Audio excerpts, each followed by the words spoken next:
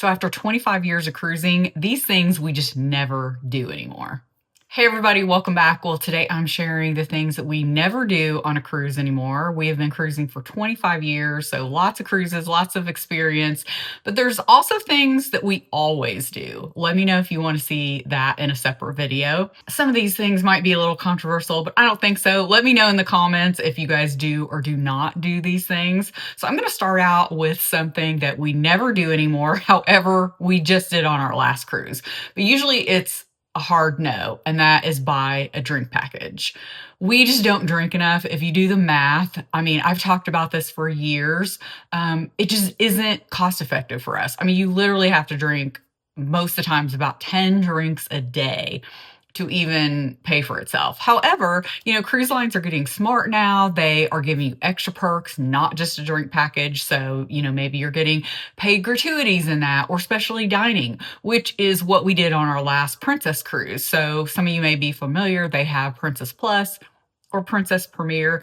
We thought, you know what, let's just try it because, your gratuities and some other things were included in the plus. So we did purchase that. But that is something that I get asked the most questions about. And I see it all the time on the cruise boards of people asking, should they get a drink package and is it worth it? Honestly, I probably only drink like 2 drinks a day on a cruise. I just don't drink that much anymore. The older I get, my husband doesn't drink at all. So he drinks Diet Coke if he's going to have something. I might have a Diet Coke a day, maybe a glass of wine or a cocktail in the evening. I rarely even drink like during the day at lunch, once in a while. It just doesn't suit me anymore. So that's just something we never do. We find it a total waste of money. However, the cruise lines are always tempting you with a drink package and making it sound like it's a great deal. So another thing we never do anymore is buy professional photos. I couldn't tell you the last time we purchased one, unless it's just one that's great. Like there was one on a private island years ago that we just thought was good.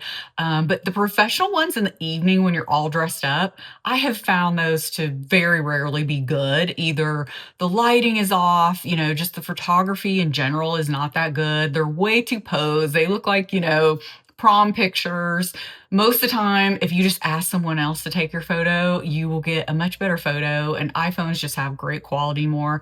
That's not to say if there's a big group of you or a family get together that you don't want to take advantage of a big group photo, by all means do that. It's just most of the time, that's a hard pass for us. Another thing we never do is go to the casino. We used to years ago, and we just found it to be a total waste of money. It wasn't even fun anymore. My husband and I used to both like roulette and once in a while some slots, but I find specifically on a cruise ship that it's just a total waste of time or money. So we don't even go. We barely even walk through it unless we have to, because most of the time it's smoky. So we usually just avoid the casino. Okay, this is a huge one.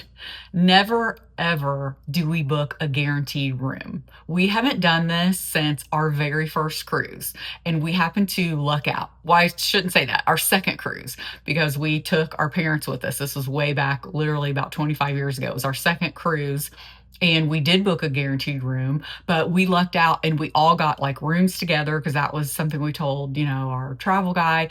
And we actually got upgraded and they actually were very nice rooms. However, we have learned a lot since then that you can even pick your own room and sometimes it not be great if you really don't do some research. So, and I have some tips about that. But yeah, I would just rather pay the extra money and book my own room. I mean, I do a lot of searching on each deck, even like, where do I want my room? What's above? What's below?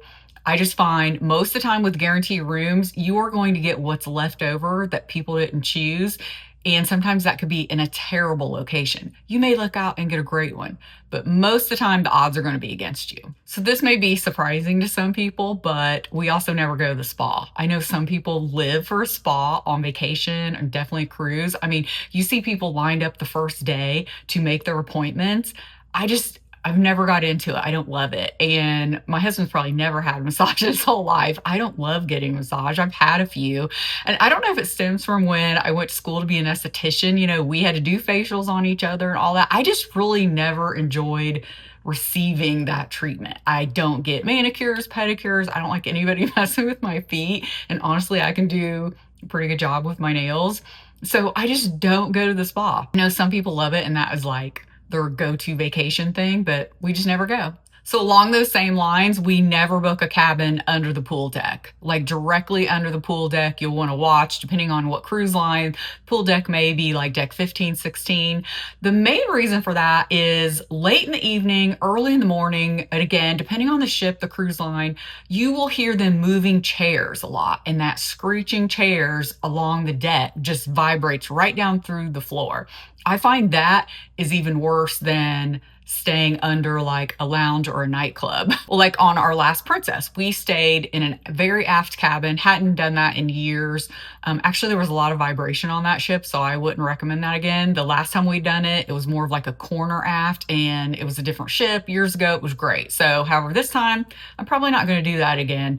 But anyway, it was very aft, and this ship has a pool in the very aft. So I made sure we were at least like 2 decks below it so we could turn around and look and see the pool, but we weren't directly below it the way the ship was laid out. So that is something to always keep in mind. This is a huge one for us. We learned the hard way. We never book adjoining rooms. Now, unless you are specifically wanting an adjoining room with your family member or your kids, by all means do that. However, we never book adjoining rooms because they are definitely more noisy. So that wall is much thinner. We had this happen to us on our Alaska cruise, and we actually had some noisy kids that it seems like the moms were out partying all day, we found out, and leaving their, young kids and teenagers in the room. And I mean, they were just like bouncing off the walls, literally. So needless to say, the times we were on our cabin, it was a little noisy. It's like they had multiple people in that room. Probably it sounded like more than should have comfortably been in that room. And so we will never do that again. And it was something I didn't even think to ask or notice when I had our travel agent booking the room. And this is something we actually miss doing that we used to do is bingo. We never go to bingo anymore or the art auction. We used to go to bingo years ago, and we always found it fun and just entertaining, and you could win a free cruise. My husband has almost won a free cruise on one. But anymore, it's so expensive. It just seems like it's not even worth going to bingo. I don't know. Let me know if you guys think the same thing. To me, years ago, it used to be fun. And I'm talking like 10 years ago, probably, or more. And anymore, we just don't even bother. I always ask my husband, because he always enjoyed it, like, do you want to go to bingo? And he's like, no. So it's just a waste of time and money, it feels like, anymore. It's a shame it is not like what it used to be. But again, that could just be us. Let me know. And along those lines of we never go to the art auction. I know that is a big push on certain cruise lines. Some, you barely hear anything about it. Some cruise lines really push it. And I know some people love it. Some people just go for the free champagne. We just don't go. Okay, and this is something I know a lot of people do, but we just never do. I think we've tried it twice, and it was a mess. We never carry off our own luggage. Now, we're not just carry-on size luggage too. So if we did, of course, we would just carry off our own luggage if you got a small bag, but we always do a checked bag. But we never carried off because we had found the times we did do this, it was the wrong cruise line to pick to do this. There are certain cruise lines that have very efficient disembarkation processes, and then there are ones that are just chaotic is all get out. Well, unfortunately, we chose the time where we were like, oh, it's just right here. We're going to drive home. Well, lo and behold, everybody else on that ship decided to carry off their luggage too. And then you're all crammed in the elevator areas, different areas, trying to all get downstairs or in elevators with these large suitcases. It's just not worth it. Now, there are some cruise lines that we find they are not congested in areas. You could easily get on a elevator with your luggage and carry that off if you want. But it is, a little bit of a hassle. And definitely if you have any like back problems or can't lift anything heavy, I would just avoid it. I would just put it out the night before. But that's something we learned our lesson and we just never do. Let me know some of the things you guys never do on a cruise, or if you do some of these that we never do. And again, let me know if you want that part 2 with the things we always do on a cruise. Thank you all so much for watching. I really appreciate it, and I'll see you in the next video. Bye.